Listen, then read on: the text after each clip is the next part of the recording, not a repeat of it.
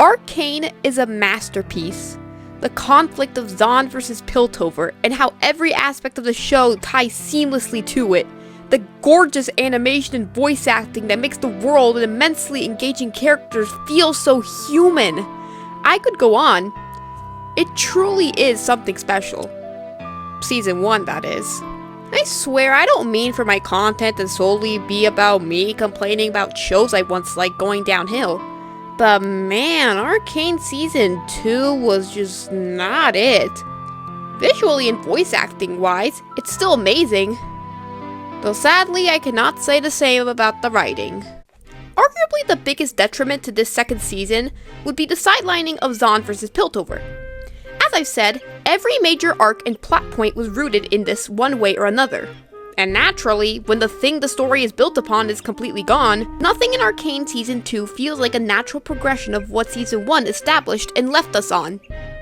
Instead, the narrative shifts focus to Noxus and magic time-traveling multiverse antics. Now, I suppose time travel is somewhat of a place in the show, since Ekko is seen using it in the bridge scene. And Noxus had its place in the show too. But the multiverse stuff is forced into the main plot, and very little is done to naturally tie it into the narrative. Noxus especially felt like a scapegoat, an easy way of not addressing Piltover's oppression of 𝒂𝒏𝒆. The resolution is basically just Jace singing the Barney I Love You song to the council, and 𝒂𝒏 Knights sacrificing themselves in enforcer uniforms. This is the same show that opened with enforcers burning down retaliation from the people they oppress and murdering the parents of 2 little girls. But now here it is, pretending that giving 1 seat to a �𝒂 Knight in a council of 8 other Pilties is progressive, and never has Piltover atoned beyond the bare fucking minimum for years of systematic abuse. Vi's biggest strength as a character in Season 1 was how opinionated she was made to be. She always had a distinct and engaging perspective of the events unfolding, and in turn, always had something going on that made it easy to become invested in her character. Season 2 Vi, on the other hand, is just written to be completely tied to Caitlyn and sometimes Jinx. She just agrees with one of their opinions because the plot demands it, and we hardly get to see her perspective. In this season, Vi joins the Enforcers, and this should have been a far bigger deal than it actually ended up being, since the Enforcers killed her and her sister's parents, wrongfully put her in prison when she was a child, and then let her be beat to death in there for 7 years. And none of this is ever addressed. Now, Season 1 wasn't all that great at addressing Vi's trauma either, particularly the prison stuff. At the time I watched that season, I was willing to forgive that because I thought, well, maybe they're saving that for Season 2. But now that Season 2 has come and went and they did not address that, I can safely say that it's a major flaw of the series as a whole. The pit fighter montage is probably one of the biggest letdowns of the season for me. This was plastered all over the promos only for it to be a 2-minute montage that they more or less already revealed by the time Act 2 came out. And it wasn't even all that good of a montage either. Throughout it, Vi is shown to be mainly be hurt over the fact that Kate hit her with a rifle and left her. Which yes, that is all very reasonable to be upset over. But none of the other terrible stuff Vi went through is addressed here. It's just her being sad over Caitlyn. We see various flashes of Caitlyn. I think they're meant to be hallucinations. Correct me if I'm wrong. And like, imagine how powerful this moment would have been if we also saw flashes of Powder, Milo, Clagger, and Vander. Just all these people Vi cares for so dearly that she had to witness either die or change for the worse. But why have that when you have the CaitVi soap opera? And in the end, Vi describes herself as nothing more than dirt under Caitlyn's nails. Vi focus season, everyone. In Season 1, the writing for Jinx blew me away. I don't play League, but I remember seeing various images of her shortly before watching Arcane, and initially I thought, she's just a Harley Quinn clone. But Arcane Season 1 took the Harley Quinn mold that is League Jinx, and gave her so much depth by rooting her violent and chaotic tendencies in a truly tragic story where she's constantly tormented by her past. Which all culminates in that brilliant scene where she sits on that chair and embraces who she has become. And then this decision is just about completely undone.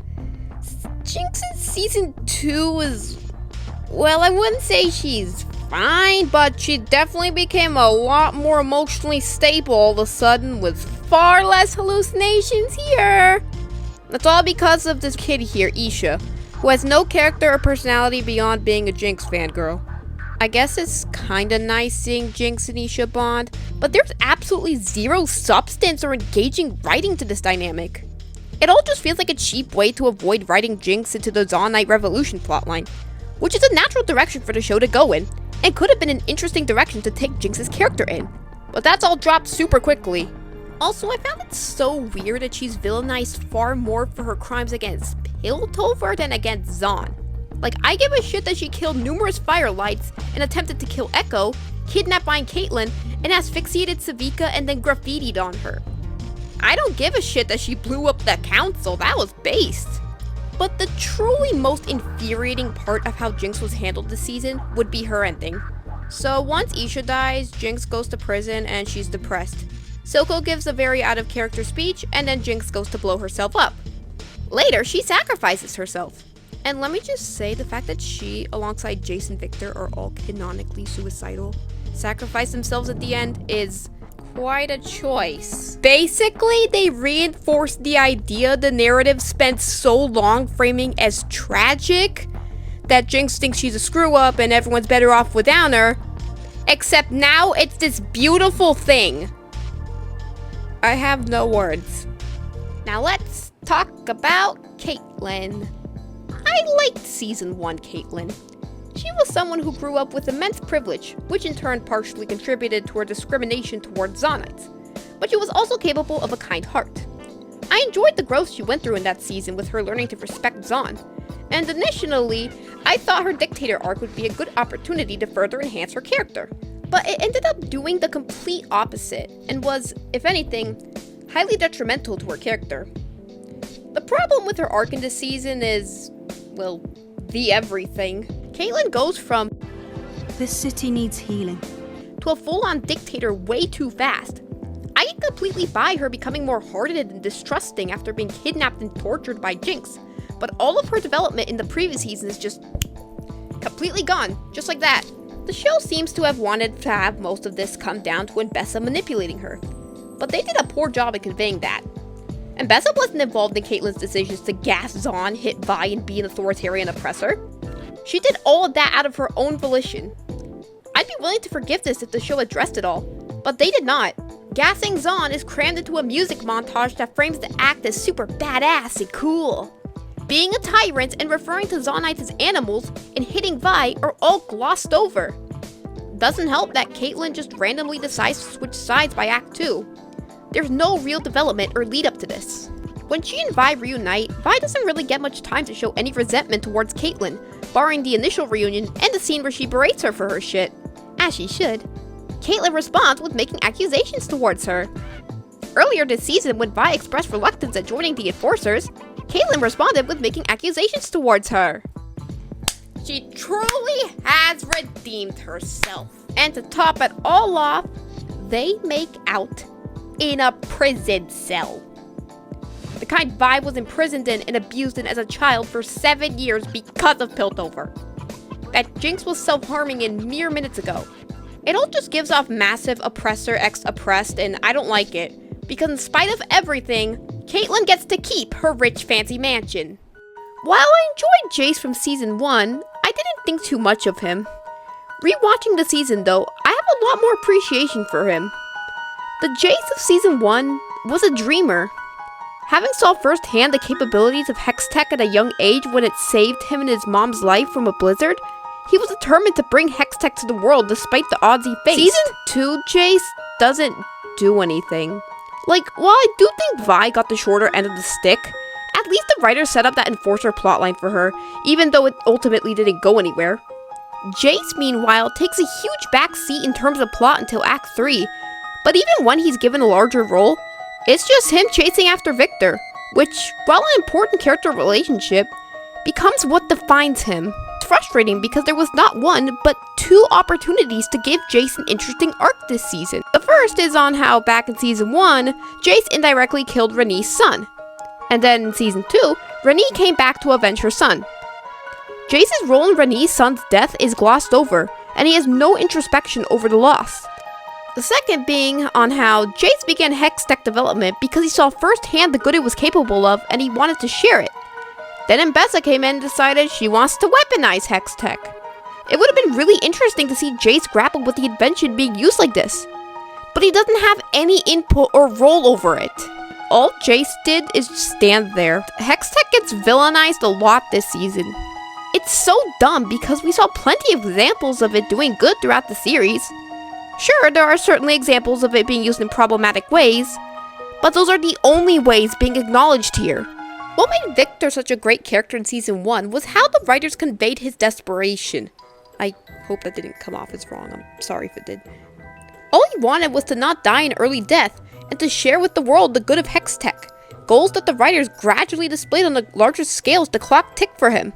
It's a very straightforward arc on the surface, but one filled with emotion.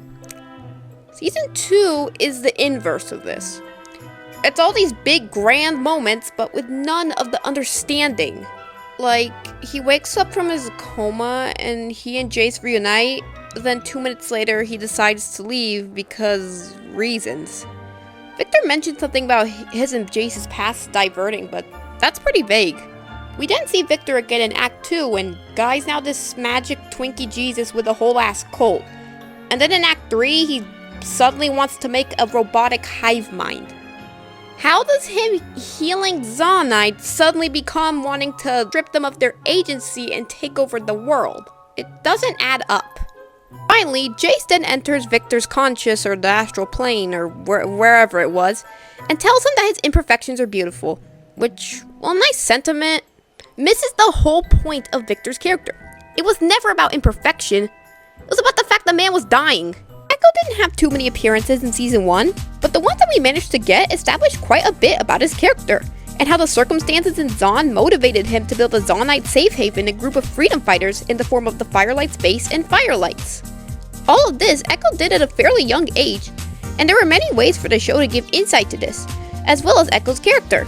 Act 1 of Season 2 sets up a conflict with the tree, the main centerpiece of the Firelight Space, beginning to die.